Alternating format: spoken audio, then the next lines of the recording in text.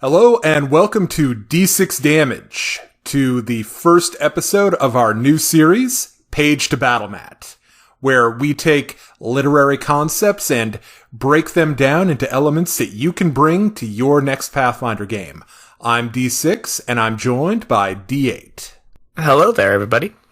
In this introductory episode, we are going to be covering zombies. You know them, you love them, you feed them your brains on occasion. Yeah, but before we get right down to the nitty-gritty, we do need to kind of remind you guys on the disclaimer here, because we're going to be talking about two kind of prickly subjects. We're going to be discussing religion and race. And we want to remind you all that we are not practitioners of any of the religions we're talking about, nor have we had all of the same experiences as many of the people we'll be talking about. So take everything we say with a word of salt.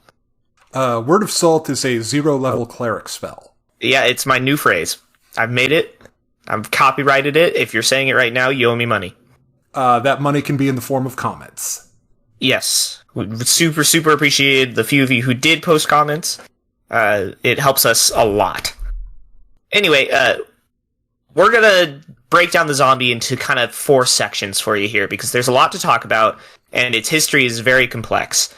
It is, in a lot of ways, that the history of the zombie is inextricably entwined with the history of the Americas. The origin of the zombie myths lies in Haiti. And so our first section, we're going to talk about the Haitian zombies. The second section, we'll talk about Romero and the change into the modern zombie. And then we'll talk about what we see in things today, like The Walking Dead and other shows. And then finally, then we'll get to fantasy and we'll get to the battle mat that you're all waiting for. Yeah, and how to actually use this classic type of undead in your Pathfinder games and kind of get more out of them. Exactly. To start, if we're talking about Haiti, we have to talk about West Africa. Okay. The spiritual beliefs that are at the core of the zombie myth are sourced in a religion or series of spiritual practices that come from West Africa known as Vodou. Not voodoo, Vodou. Vodou, I believe. And it's really important. Voodoo, Vodou, and Hoodoo are all different. Okay? Even then, they're just as complex and kind of confusing as any other religion. But when we're talking about Vodou, we're talking about the really key worldview that is behind the series of beliefs. And that is that everyone is made up of 3 parts. You have the flesh and blood person, right? And that is just a body. Then you have what they call the petit bonheur, which is French, and that's like your memory or personality. It is who you are that makes you uniquely you.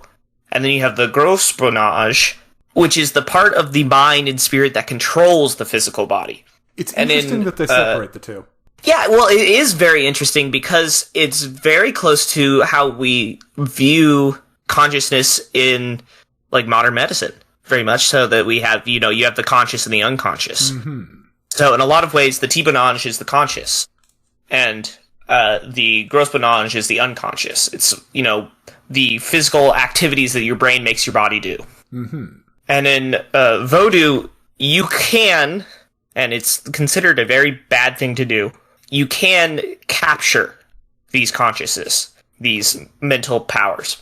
So when you have a dead body or recently deceased or someone who's been put into a death-like state, the belief is that you can capture the petit bonheur, and by having control of the petit bonheur and the gros bonheur, you can control the body. And in that way, you have an unthinking automaton that you can control because you have control over the consciousness that moves the body, and you've separated it from the consciousness that is its mind. Interesting. So it reminds me of I'm not an expert on any of these spiritual practices, obviously, but it reminds me of similar things that I've heard of among like Far Eastern spiritual practices, where the goal is actually to get control of the spirit and bind that to servitude rather than the body. It's similar, but it's almost the opposite. Because what you're doing is you're separating the spirit out of the equation so that you can control the body. Mm-hmm. Right? You're capturing the Tibanange in some kind of vessel, and you're keeping it separated so that you can take control and use the Grossmanage to actually move the body and cause it to do things. Haiti was one of the biggest places for the slave trade in the Atlantic, and it took up a massive amount of the population that was coming in. And it is no real surprise then that a lot of the spiritual practices of various areas in Western Africa kind of coalesce and mix and become something unique. And that is normally closer to what we call voodoo. The idea that your will can be separated from your body and your body made to do whatever someone else wants should sound pretty familiar. Right? Anyone who studied American history at the very least, and world history as well, should hit some red flags. Mm-hmm. So it's no surprise then that voodoo and the belief of the zombie becomes hyper important in the plantation slave system.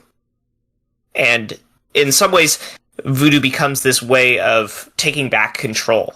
But, as we remember, our monsters represent the angst of the time. And one of the big angsts of the time was the idea that even your mind couldn't be your own.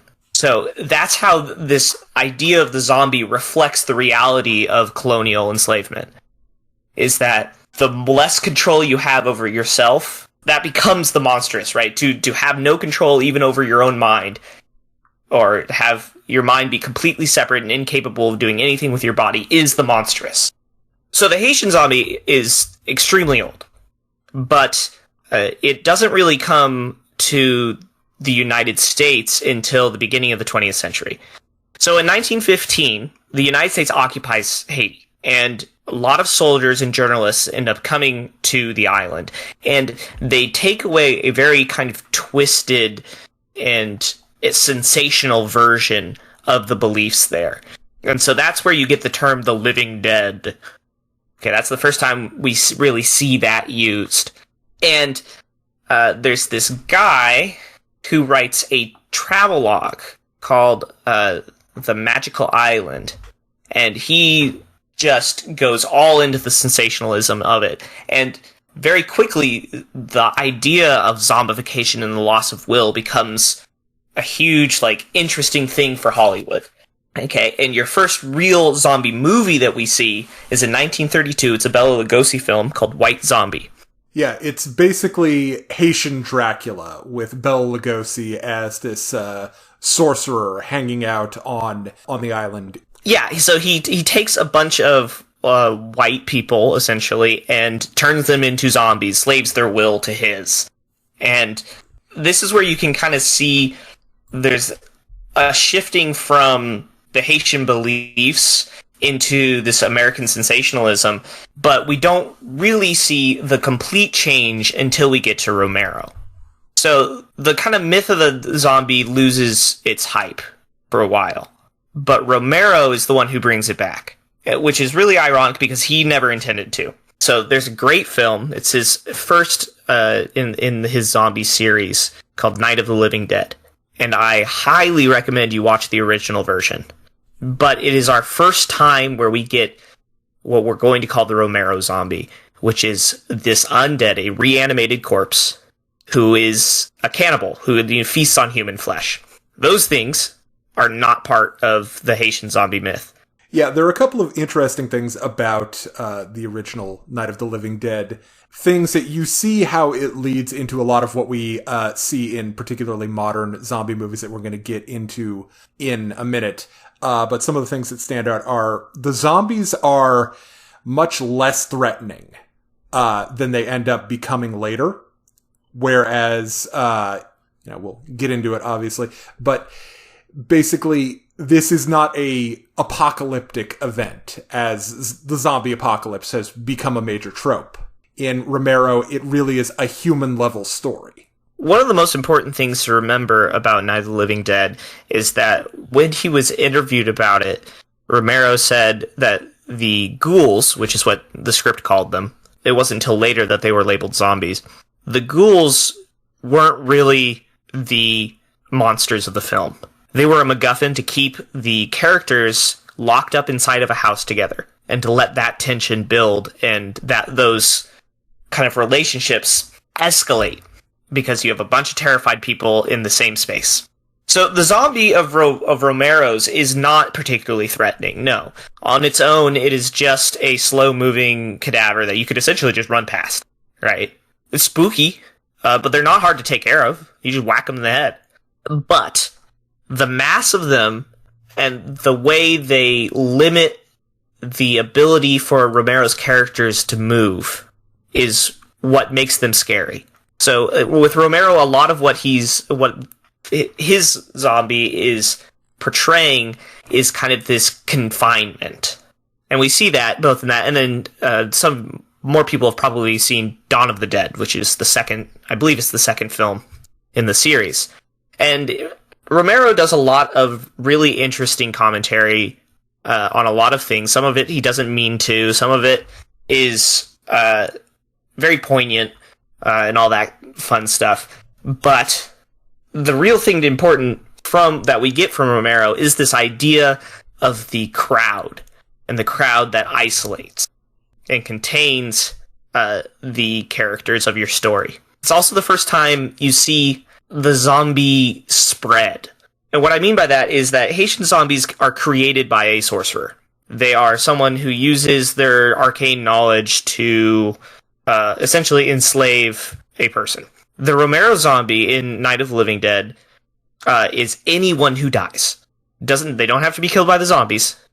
There's no infectious bite. It's supposed to be like solar radiation, I think is the MacGuffin they use. But it's anyone who dies reanimates. And that's a pretty big difference.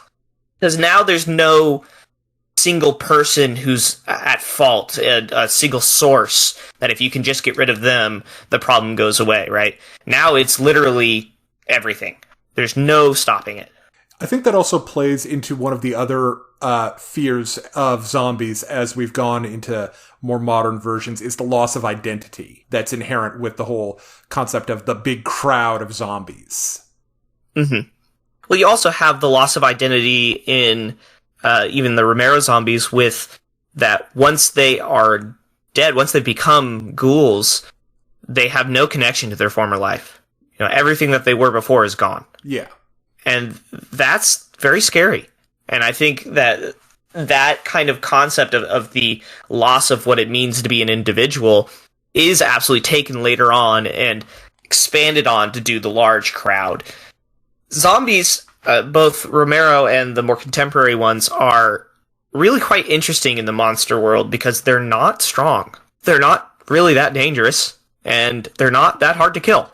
If you remember, one of Cohen's things is that the monster always gets away, right? Well, take Dracula, for example, where they struggle the whole book to come up with a way to defeat Dracula. With the zombies, all you gotta do is hit him with a hammer.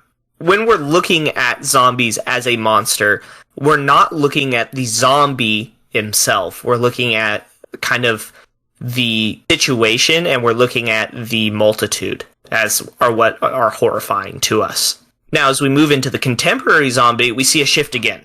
Now we're no longer talking about cosmic radiation. We're not talking about magic. We're not talking about, someone who's controls these creatures or anything like that.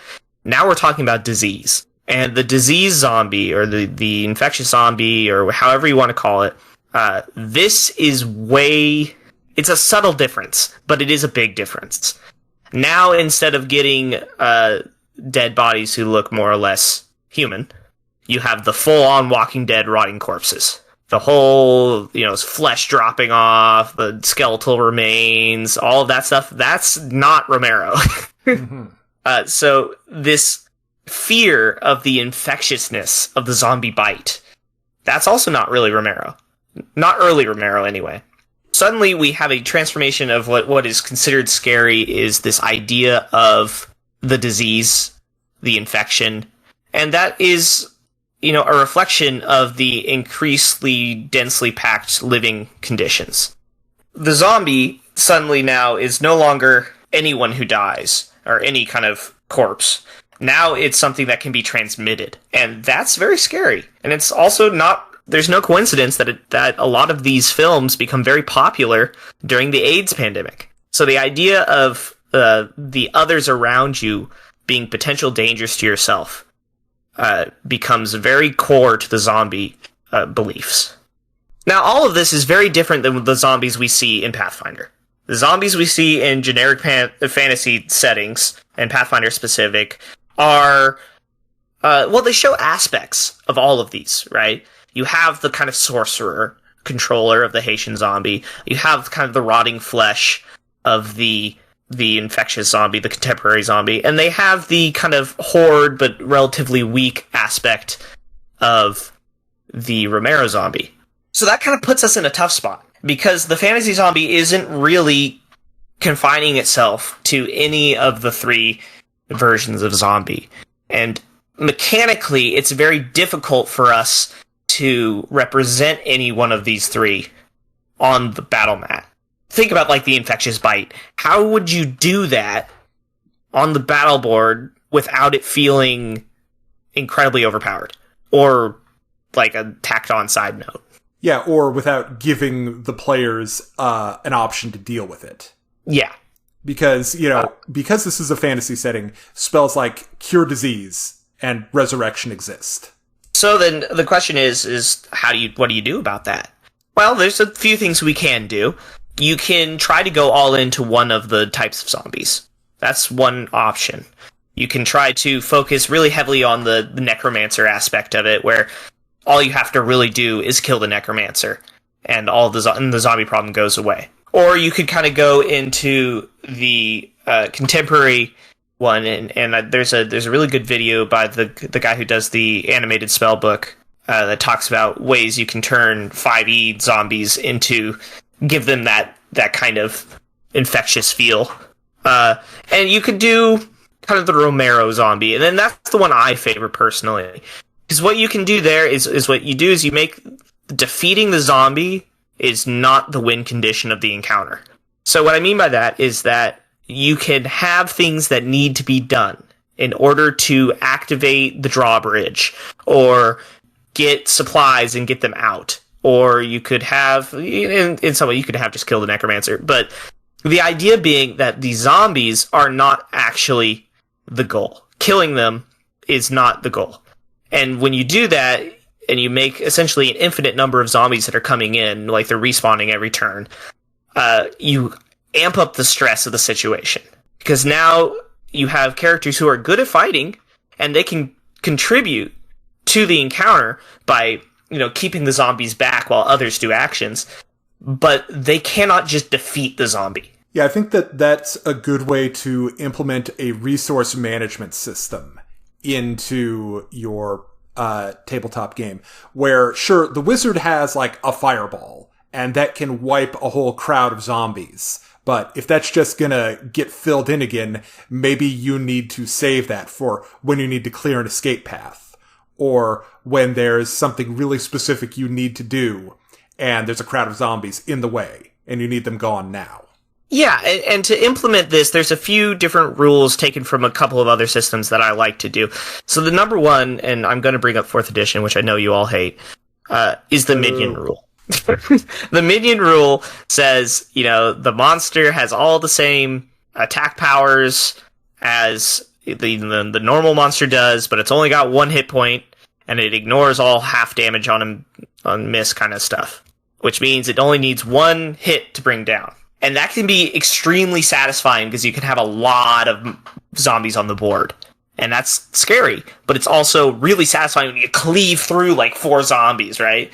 Because with our win condition, alternative win condition model, the body count, you want it to be high to give those combat players something to feel like they're doing. And I think the minion rule really does work that way pretty well.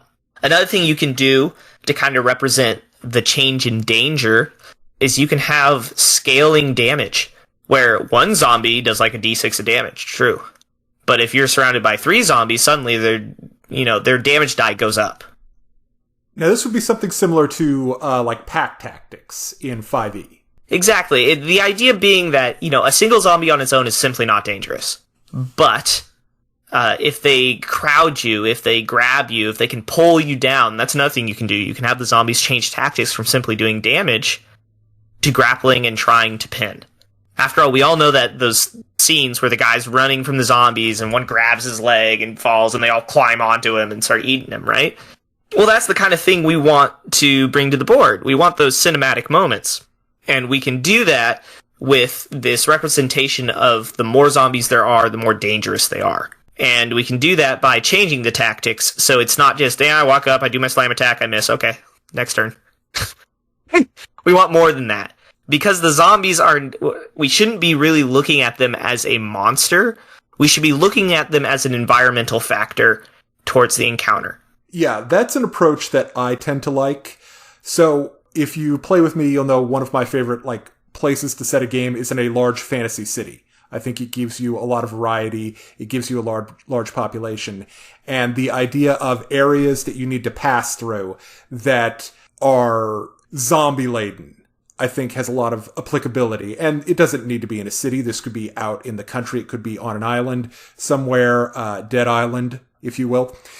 But the idea that passing through a zone, getting from point A to point B, and there are zombies in there, so you can't get stuck in fighting, I think is how a method that I like on the tabletop for showing off zombies as a threat. One of the things I took a lot of inspiration from, actually, is Dead Space.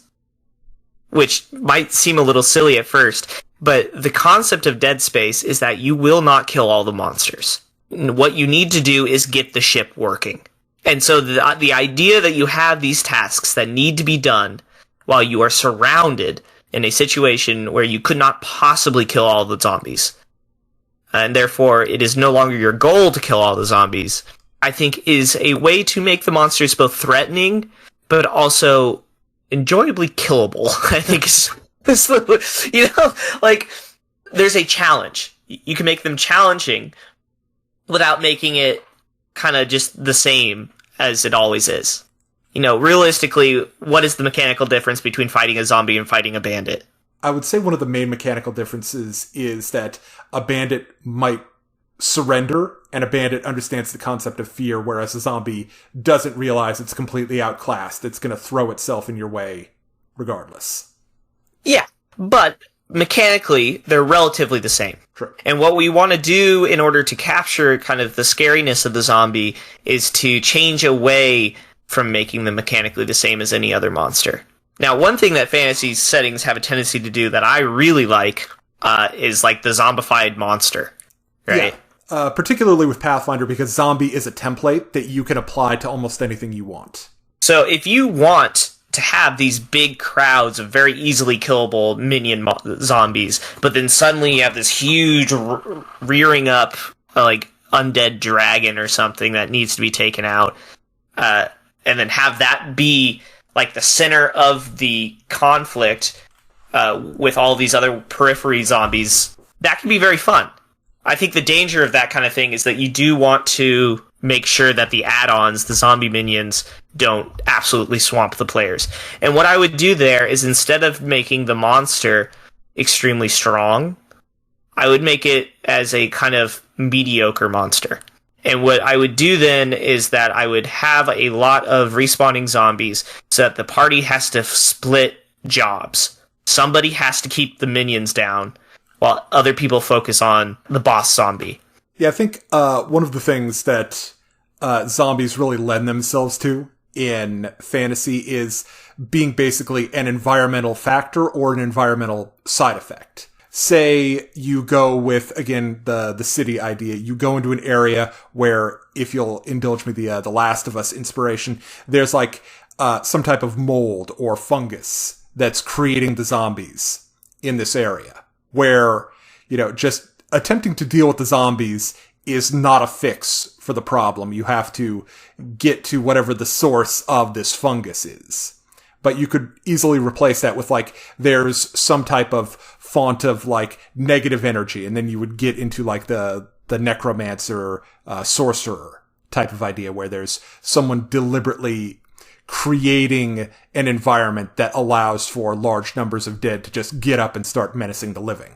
Yeah, one way I would choose to do that is, and I think narratively you can have a lot of fun with this, is like the necromantic artifact that someone has set up that is causing this effect. Then you have a big bad evil guy who has created the situation without needing to be there.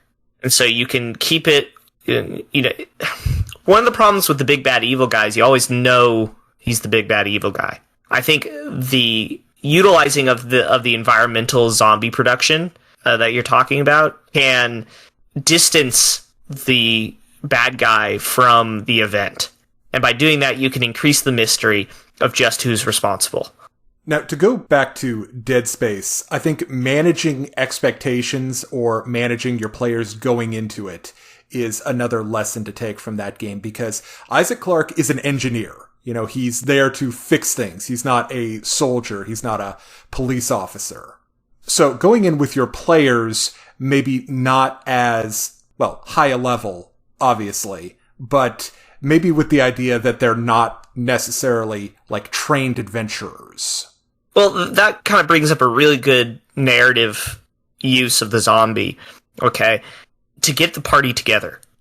Because every zombie movie we've ever seen has a band of survivors who are not related to each other, or at least most of them aren't related to each other, who are only together because they found each other after surviving.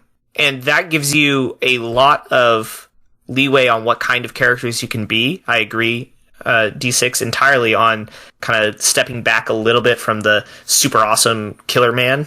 But it also gives you a good excuse to get the party together, which I think is something that is needed more often than not. Yeah, the whole you meet up at a tavern thing has sort of been done. Now it's you run into the tavern because everywhere else is overwhelmed with zombies. And you have to try and figure out who the one guy is who played the vigilante serial killer before it's too late. Yeah. And one of the things that we can take from Romero with that is that you can have characters in the party who do not necessarily get along. Like, there doesn't necessarily need to be this at the start, a trust level or a working together well kind of situation. If you have players who can do this without getting really mad at each other, you can have things like evil characters and good characters in the same party, because necessity to survive requires them to be. Mm-hmm. And so that kind of tension, that stress that we see in Romero films can be taken onto the board by your players. And I think if you manage their expectations going into it, and you know that they won't just absolutely start grabbing each other's hair and trying to rip each other's throat out, then you can have a lot of fun. Yeah, because one of the ongoing questions that zombie fiction tends to ask is, can people get along with each other long enough to unite against this larger threat to themselves? And there's always like the former mafia guy, or the the criminal who's everybody knows is a criminal, but they gotta make use of him in order to survive. I think one of my pet peeves with Pathfinder and role-playing games in general is the idea that the party has to get along perfectly. I think that the characters having friction with each other can be narratively really fun. Now, again, you gotta be careful, and it's not gonna work for every party, because some players, can't handle that. And that's fine. But the zombie gives you an opportunity to try some of that out. So before we go, we want to leave you with some inspiration for additional things you can look at to get yourself inspired for any zombie-related tabletop adventures you might have in mind. Yeah, there's a really good series done by PBS on YouTube that really in-depth goes into the background and history of monsters. And they have 3 episodes on the zombie, and they do go way into more detail. I had to cut down a lot in order to try to not completely vomit facts on you. And they're called Monstrum. And I highly recommend them. So, as for other inspirations, we have, kind of the standard. We got The Walking Dead. We got The Last of Us. We have Dawn of the Dead, Night of the Living Dead, all that good stuff. 28 Days Later. That was a good movie. I love that movie. For video games, I'm a big fan of Dishonored and how they did zombies without actually doing zombies and making your activity in terms of whether or not, the rat plague spreads throughout the city, a factor in how many weepers you run into on your adventure. Mm-hmm. And then obviously you've got Resident Evil, and that'll give you plenty of ideas for crazy things that you can just stick the zombie template onto, like sharks, bears, vultures, dogs. Oh god, the zombie dogs. Yeah, the zombie dogs. Thank you very much for watching Page to Battle Mat from D6 Damage. Let us know if you have any thoughts or comments below in the comments section, and come back next time for more Pathfinder 1E content. And join the Discord if you'd like to take your game further. We have great discussions about all aspects of the game, including game mastering, character builds, and much, much more.